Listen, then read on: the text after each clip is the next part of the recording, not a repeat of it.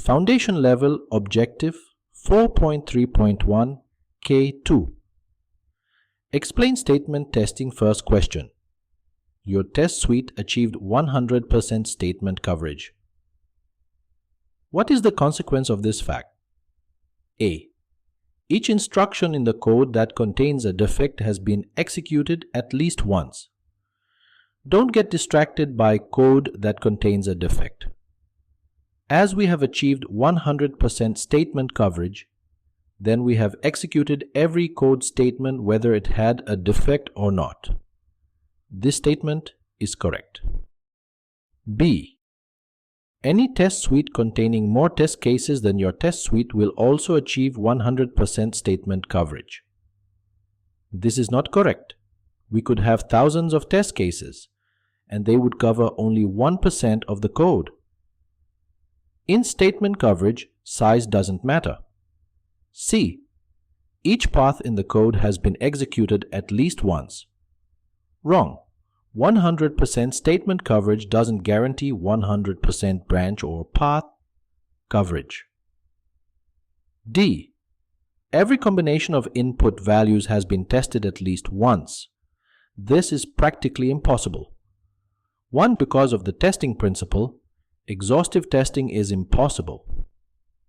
2. Because a single input value can provide us with 100% statement coverage, but covers only one input. For example, for code, input x, print x. Any single test with arbitrary x achieves 100% statement coverage, but covers one input value. Second question, you run two test cases, T1 and T2, on the same code. Test T1 achieved 40% statement coverage, and test T2 achieved 65% statement coverage. Which of the following sentences must be necessarily true? A. The test suite composed with tests T1 and T2 achieves 105% statement coverage. There's nothing called 105% statement coverage. The maximum, of course, is 100% statement coverage. This statement is impossible. B. There exists at least one statement that must have been executed by both T1 and T2. Well, the preceding option A gave us a hint of how to think about this one.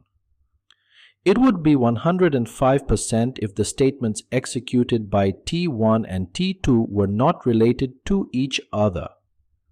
And as we cannot exceed 100%, then both T1 and T2 must have run at least 5% of the statements that could be performed.